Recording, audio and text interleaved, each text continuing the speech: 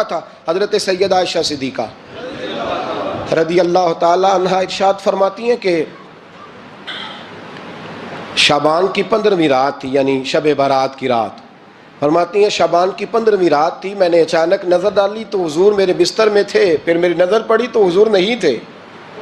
میرے دل میں گمان آیا، خیال آیا کہ شاید کسی اور زوجہ کی طرف حضور کا میلان تباہ ہو گیا ہو، وہاں تشریف لے گئے ہوں. فرماتی میں اٹھی باہر گئی تو نبی کریم علیہ السلام جنت البقیع میں تھے، قریب ایک جگہ پہ حضور دعائیں مانگ رہے تھے. فرماتے میں گیا تو حضور فرمانے لگے ابو بکر کی بیٹی تو نے کیا گمان کیا کہ اللہ کا رسول تیری حق تلفی کرے گا؟ عرض کی حضور آپ مالک ہیں، کہیں اور جانا چاہیں تو میری طرف سے پابندی نہیں. کہتی ہے وہاں کھڑے کھڑے میرے رسول کریم نے بیان فرمایا، یہ ترمذی کے لفظ ہیں. حضور نے فرمایا عائشہ یہ شعبان کی 15ویں رات ہے، مدینے میں سب سے زیادہ بکریاں بنو کلب کا قبیلہ پالتا تھا. فرمایا آج کی رات بنو کلب کے قبیلے کی بکریوں کی تعداد کے مطابق اللہ میری امت کے لوگوں کی بخشش فرما دے گا. یہ وہ رات ہے. جناب عائشہ صدیقہ رضی اللہ تعالیٰ عنہ نے بات رات کو سنی تنہائی میں نبی پاک سے، رات کو تنہائی میں حضور سے سنی. سویرے جناب عائشہ نے کل امت کو بتائی. اگر یہ بات اہمیت والی نہ ہوتی تو بی بی صاحبہ آگے روایت کرتی، یہ کتابوں میں آتی، یہ لوگوں کو بتاتی. حضرت عائشہ نے روایت کیا اور مولا علی شیر خدا نے تو کھل کے کہا، ابن ماجہ میں حضرت علی سے پیار کرنے والوں کے لیے الگ عنوان. مولا علی نے کھل کے فرمایا شعبان کی 15ویں رات کو رات عبادت کرنا اور سویرے روزہ رکھنا. حضرت علی کے لفظ بائی نہیں سیاستہ میں، رات کو عبادت کرنا، دن کو روزہ رکھنا. ویسے تو رب کریم ہر روز تہجد کے وقت پہلے آسمان پر نزول اجلال فرماتا ہے اور لوگوں کو فرماتا ہے کوئی بخشش مانگنے والا؟ اور فرمایا ہر روز تہجد کے وقت یہ اعلان ہوتا ہے، پر شب برات کو نا شروع رات سے یہ اعلان شروع ہو جاتا ہے. ادھر دیکھو میری طرف، مغرب سے اعلان شروع ہو جائے گا. اللہ کرے آپ کو سمجھ آئے، اللہ کرے آپ کو. اور بھائی یہاں باہر لوٹ سیل لگ جائے، یہاں ابھی سیل لگ جائے، 5000 والا جوڑا 1500 میں تو رش ختم ہوگا. اور بھائی اگر یہ لگ جائے، چلو یہ تو دور کی بات ہے نا، ہم تو لنگر والے لوگ ہیں. اگر لنگر کا اعلان ہو جائے کہ بڑا تگڑا ہے، بڑا تگڑا، ہمارے ہاں تو شادی کی روٹی کھلتی ہے تو لوگ آخری روٹی سمجھ کے کھاتے ہیں، تو شاید اللہ ماشاءاللہ یہ آخری ہے، اس کے بعد نہ ملے گی. جب اعلان ہوتا ہے اور دعوت ہوتی ہے کہ کھلا ہے جی کھاؤ، کیا حشر ہوتا ہے، کیا انداز ہے. مولا علی شیر خدا حدیث روایت کرتے ہیں، رنگ کیا ہے. فرمایا باقی راتوں میں نا تھوڑا سا پیکج ہوتا ہے، تھوڑا سا آخری حصے میں رات کے شب برات کو نا رات چڑھتے ہی اللہ پہلے آسمان پر جو اس کی شان کے لائق ہے نزول جلال فرماتا ہے اور پہلا جملہ یہ فرماتا ہے کوئی معافی مانگنے والا؟ اللہ کرے آپ کو سمجھ آئے. یعنی معافی دینے والا کہہ رہا ہے چلو آؤ ادھر آؤ ذرا معافی مانگو، میں معاف کرنے آیا ہوں. مانگو معافی. ہے کوئی معافی مانگنے والا؟ معاف کر دیں گے. اور آپ فرماتے ہیں ہے کوئی رزق مانگنے والا؟ وہ جو بڑی درخواستیں دیتے پھرتے ہیں نا مختلف اداروں میں، وہ ایک درخواست نا کل شب برات والی رات بھی دیں. اللہ کرے آپ کو سمجھ آئے. وہ جو کہتے ہیں نا بڑی بڑی کمپنیوں میں نے اپلیکیشن جمع کرائی ہے تو کہیں کام نہیں بن رہا تو نسخہ دے رہا ہوں، ایک ایپلیکیشن کل رات بھی جمع کراؤ انشاءاللہ کام بن جائے گا. اور میں نہیں کہہ رہا، مولا علی شیر خدا فرما رہے ہیں، اور وہ خود نہیں فرما رہے، وہ نبی پاک کا فرمان نقل کر رہے ہیں، اور وہ رسول اللہ صلی اللہ علیہ وسلم کی بات نہیں بیان کر رہے. وہ کہتے ہیں رب فرماتا ہے کوئی روزی مانگنے والا؟ سارے سیٹھوں نوابوں جاگیرداروں کے پاس جا جا کے تھک گئے ہو، ایک دن میرے کہنے پر، ایک رات، ایک دیہڑی ذرا شب برات والی لگا کے تو دیکھو. پر شرط یہ ہے کہ یقین کامل ہو، ارادہ یہ مطلب اللہ معاف کرے آپ نے ناراض نہیں ہونا، لیکن وہ ماحول اس طرح کا ہے کہ شب برات کو ایک دو ساتھی کو کہا رات کو عبادت کر کہتے جی وہ تو ٹھیک ہے پر سویرے چھٹی نہیں، کام کرنا ہے. یعنی رب کہہ رہا ہے کہ تو آ جا شب برات کی رات، جو مانگے گا وہ تجھے. لیکن یہ ادھر نہیں توجہ کر رہا، یہ کہتا ہے سویرے 10 بجے دکان نہ کھلی تو مشکل ہو جائے گی، دفتر نہ گیا تو حالات آپ دیکھیں ذرا. اب جب یقین اس طرح کا ہو تو پھر تو بھائی ساری زندگی اداروں میں درخواستیں دینی ہیں. پھر آپ جیسا آپ کا مزاج ہوگا، اللہ تعالیٰ تو بندے کے گمان کے قریب ہے. تو میرے رسول پاک علیہ السلام نے ہمیں یہ میسج دیا، پیغام دیا، فرمایا اس رات جو اولاد مانگے گا رب اسے بھی عطا فرمائے گا، اس رات جو اللہ سے بخشش مانگے گا اللہ اسے بھی دے گا، اس رات جو رب کریم سے عزت مانگے گا اللہ اسے بھی عطا کرے گا۔ شارحین نے لکھا اس رات جو رب سے پردہ پوشی مانگے گا اللہ اسے پردہ پوشی بھی عطا کرے گا، جو جنت کا سوالی ہوگا رب اپنے فضل سے عطا فرمائے گا۔ کوشش فرمائے، کوشش فرمائے۔ 10 محرم کو ہمارے ہاں لوگ جاتے ہیں قبرستان، وہ کسی حدیث سے ثابت نہیں، میں منع نہیں کر رہا، جائیں 9 محرم کو جائیں، 10 کو جائیں، 11 کو جائیں، 8 کو جائیں، سفر میں جائیں، ربیع الاول میں جائیں، قبرستان میں جب بھی جائیں منع نہیں ہے، لیکن شب برات والی رات تو خود رسول کریم گئے ہیں نا قبرستان۔ اب جو بات میں نے سمجھانی ہے اس کو سمجھیں، نبی پاک کی والدہ کا مزار نہیں ہے وہاں جنت البقیع میں، حضور کے کو بھائی بہن حضور کیا کرنے گئے؟ امت کی بخشش کے لیے گئے۔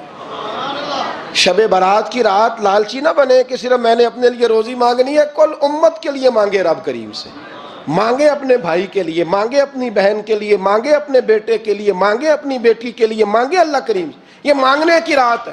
پچھلی راتی رحمت رب دی کرے بلند آوازہ، بخشش منگن واریاں کارن کھلا جے دروازہ، آئیں اللہ کی بارگاہ میں اس رات کو کھل کے دعا مانگیں۔ قبرستانوں میں نا کچھ قبریں ایسی ہیں کہ جو بتاتی ہیں کہ سالوں بیت گئے ہیں کوئی آیا نہیں، کچھ قبریں بتاتی ہیں۔ کچھ بڑے قبرستان بڑے شہروں میں ایسے بھی ہیں کہ جن کا گورکن کہتا ہے کہ مجھے کمیٹی نے کہہ دیا ہے جہاں 4-5 سال کوئی نہ آئے وہاں نئی قبر بنا دیا کرو، وہاں نئی قبر بن جاتی ہے معاذ اللہ۔ او بھائی کچھ ہیں ایسے، کچھ ہیں، یہ جائیں نا اکبر بادشاہ یہاں لیٹا ہے لاہور میں تو شعر لکھا ہوا ہے، بر مزارے ماں غریباں نے گلے پروانہ سوزز نے صدائے بلبلے۔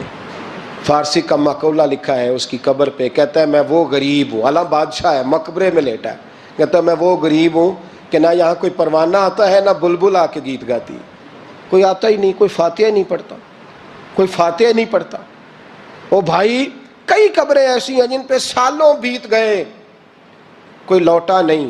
اور مشکات میں حدیث ہے، میرے نبی کریم علیہ السلام نے فرمایا جو قبر میں ہوتا ہے وہ تو اس آدمی کی طرح ہے جو دریا میں ڈوب رہا ہے اور وہ انتظار کر رہا ہے کہ میرا بیٹا میرے لیے دعا مانگے، میری بیٹی دعا مانگے، پر بیٹے کو تو 27 سال ہو گئے، ملک سے باہر ہے، کاغذ بنے گے تو ابے کی قبر پہ آئے گا نا، اس کے تو کاغذات ہی نہیں مکمل ہو رہے، وہ بیٹے کو تو مشکل ہے بڑی، وہ تو کاغذات نہیں بن رہے، وہ تو دولت کا مطالبہ پورا ہوگا تو جب ہی وہ کام ہوگا نا۔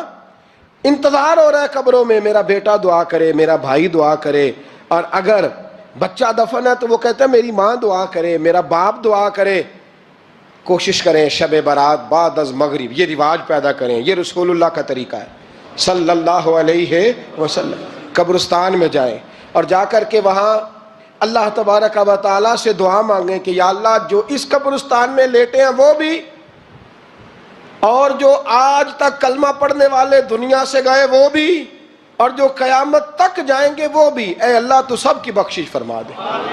اللہ کی رحمت کو محدود نہ کریں کہ صرف مجھے بخش دے، اسے کہیں یا اللہ کل کی بخشش فرما۔ ساری امت کے لیے دعا کریں، شب برات کی رات نفل پڑھیں۔ ہمارے ہاں محفل ہوتی ہے ہر سال الحمدللہ، بڑے شوق سے بڑا خوبصورت ہم اہتمام کرتے ہیں، لیکن میں اکثر دوستوں سے کہا کرتا ہوں کہ جن کو اکیلے میں نفل پڑھنے میں مزہ آئے وہ اکیلے میں پڑھیں۔ کتنی کھلی بات کر رہا ہوں، میں پابند نہیں کر رہا کہ آپ یہاں آئیں گے محفل میں آئیں گے ضروری ہے، بھئی آپ کو اکیلے میں مزہ آتا ہے نا، کچھ لوگ تنہائی میں ہو تو دل زیادہ لگتا ہے، وہ تنہائی میں کریں اللہ اللہ کوئی حرج نہیں، لیکن کچھ ایسے ہیں کہ نعت سنتے ہیں تو دل نرم ہوتا ہے، تقریر سنتے ہیں تو دل نرم ہوتا ہے، تو جن کا اس طرح نرم ہوتا ہے وہ مسجد میں آئے بات سنیں۔ کچھ کو سب کے بیچ بیٹھ کے رونا آتا ہے۔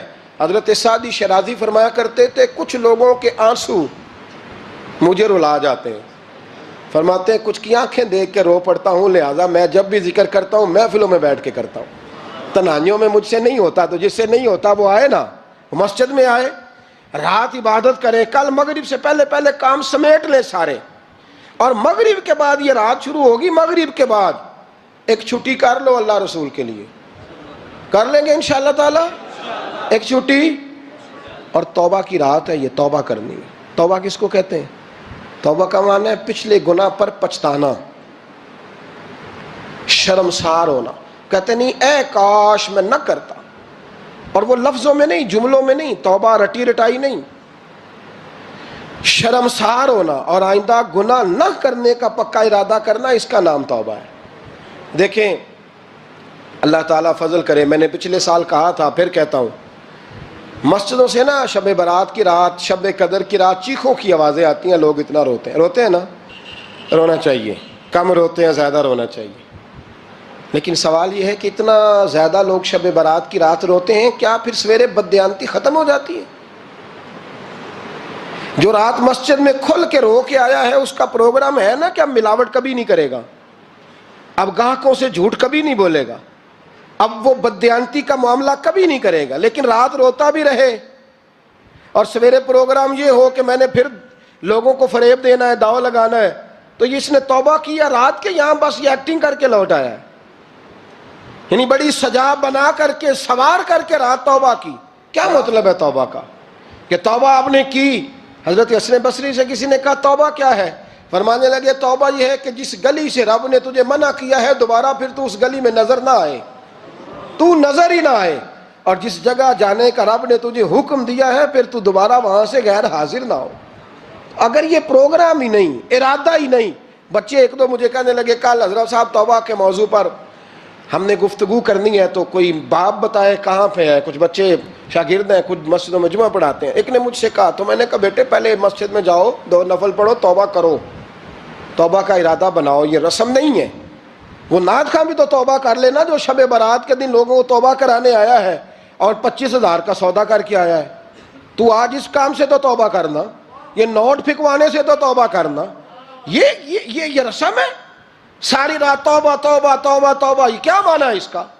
کیا مطلب کریں؟ امام غزالی فرماتے ہیں کہ ایک آدمی بادشاہ کا گارڈ تھا، سپاہی تھا، اس کا پہرے دار تھا، نگرانی کرتا تھا، بڑی وفاداری سے نوکری کرتا رہا، بادشاہ نے اسے تنخواہ کے علاوہ بھی بڑا نوازا، اسے بادشاہ نے بڑے الاؤنسز دیے، بادشاہ نے بڑا کچھ دیا، مکان دیا۔ کچھ سالوں کے بعد بادشاہ کو پتا چلا کہ یہ میرے لیے نہیں آتا تھا، اس کی تو میری کنیز پر نظر تھی، اس نے تو رات کی ڈیوٹی اس لیے لگوائی تھی کہ کنیز پر نظر تھی۔ تو امام فرماتے ہیں کہ بتاؤ پھر وہ بادشاہ اس کے ساتھ کیا سلوک کرے گا؟ وہ کیا سلوک کرے گا؟ تو لوگ کہنے لگے حضور لگتا یہ ہے کہ وہ نا 4-5 حصوں میں کاٹ کے تو کتوں کے آگے پھینکے گا۔ آپ فرمانے لگے میرا رب تو بڑا ہی کریم ہے، وہ تو ایسے نہیں کرتا، لیکن بتلاؤ اگر اسے پتا چلے کہ یہ رسم کے لیے آیا ہے، اس کی تو نظر ہی مال پہ ہے، یہ تو سویرے بدلے گا نہیں، یہ تو دھوکہ دے رہا ہے، یہ تو توبہ کرنے آیا ہی نہیں، اس نے تو ڈھونگ رچایا ہے، اسے تو پہلے سے خبر ہے، تو پھر تم کیا امید رکھتے ہو؟ پھر کیا رویہ رکھتے ہو؟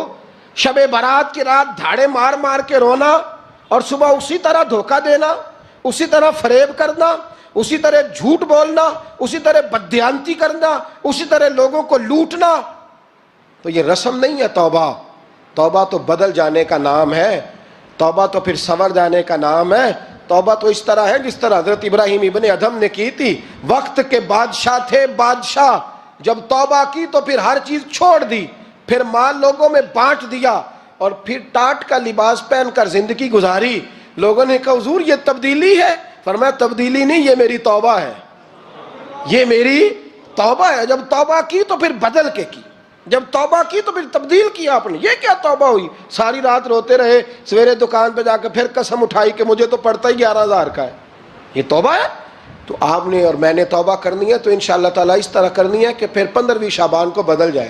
یہ جو موقع آتے ہیں نا شب برات کے، شب قدر کے، یہ بنیادی طور پر اللہ تعالیٰ کی طرف سے دی ہوا موقع ہوتا ہے کہ چلو تمہیں چانس دیتے ہیں، تمہیں چانس دیتے ہیں، پابندی کوئی نہیں، لیکن رب کی طرف سے نا موقع ملتا ہے، چلو تمہیں ایک موقع دیتے ہیں، چلو اپنے آپ کو کلیئر کر لو، تمہیں موقع دیتے ہیں۔ یا اللہ کیا کرے؟ کچھ بھی نہیں، آ کے نا سچے دل سے 2 رکعتیں پڑھ کے توبہ کرو، عرش کا مالک پچھلے سارے معاف کر دے گا۔ کچھ بھی نہیں، آؤ موقع ہے۔ ان لوگوں کی باتوں پہ نہ جائیں جو بلا وجہ پریشان کرتے ہیں۔ ہمیں بھی روز ہی سوال آتے ہیں، دل نہیں کرتا، کچھ باتیں ایسی ہیں جو کرنے کو طبیعت نہیں چاہتی، میں کروں گا بھی نہیں، لوگوں کو شب برات کا حوالہ بھی نہیں مل رہا، حالانکہ ترمذی شریف میں حدیث موجود ہے، صحاح ستہ کی روایت ہے، ترمذی میں موجود ہے۔ پہلے کہتے ہیں صحاح ستہ سے دکھاؤ، جب صحاح ستہ سے مل گئی تو اب اور کدھر جانا ہے؟ اور ابن ماجہ میں موجود ہے مولا علی کی روایت، اور ذرا ترتیب دیکھیے گا، یہ ترمذی کی حدیث ہے، اور امام ترمذی نے تو پورا باب باندھا ہے 15ویں شعبان پر، پورا باب۔ اب تمہاری مرضی ہے، اگر تم نئی بات کو سمجھنا چاہتے۔ اور مجھے پتا کیوں یہ شب برات کیا لگتا ہے، مجھے کبھی کبھی یوں لگتا ہے کہ رب فرماتا ہے کہ رمضان سے 15 دن پہلے ہی پکی سچی توبہ کر لے، تیاری کر، پاک صاف ہو جا، تاکہ جب رمضان آئے نا تو پھر تجھے پاک ہونے کی ضرورت نہ پڑے، بس پھر تو آتا جائے اور میں تیرے اوپر رحمت نچھاور کرتا جاؤں۔ بس تو پہلے ہی تیاری کر، 15 دن پہلے ہی، 14 دن پہلے تیار ہو جا۔ کل رات اپنے آپ کو ذہنی طور پر تیار کریں، بچوں کو تیار کریں، گھروں کو تیار کریں۔ اب جب مہمان آتے ہیں نا بڑا کچھ کرتے ہیں، شب برات آئے تو مصلی ایک دفعہ دھویا کریں، ایک دفعہ مصلی دھویا کریں۔ فرش دھوتے ہیں نا، مہمانوں نے آنا ہے تو ایک کمرے کا فرش دھو کے صاف کریں کہ خواتین نے یہاں ساری رات نماز پڑھنی، یہ ارادے بنائیں۔ جس طرح آپ کہتے ہیں نا رات کو سفر کرنا ہے تو دوپہر میں تھوڑا آرام نہ کر لوں تو کل دوپہر میں آرام کر لیں، تاکہ رات کو رب رب کرنا آسان ہو جائے، اللہ کی بارگاہ میں بیٹھنا آسان ہو جائے۔ مکمل طور پر ذہنی طور پر اپنے آپ کو تیار کریں۔ یہاں بھی محفل ہوگی انشاءاللہ، عشاء کے متصل بعد شروع ہو جائے گی، 12 بجے تک محفل چلے گی، پھر 12 بجے کے بعد نماز تسبیح پڑھی جائے گی، پھر 1 بجے پھر دوبارہ آپ کو اجازت دی جائے گی، کوئی انفرادی طور پر گھنٹہ سوا اپنی الگ سے کوئی عبادت کرنا چاہے تو وہ تب بھی ممکن ہو، جیسے آپ کو موقع بنے۔ میں کہہ چکا ہوں، لیکن وقت ضائع نہ کرنا، گولڈن چانس ہے، اس کو مس نہ کرنا، یہ شب نجات ہے، اس کے ضرور قریب جانا۔ رب کریم سمجھنے کی توفیق عطا فرمائے۔ آخر دعوانا ان الحمدللہ رب العالمین۔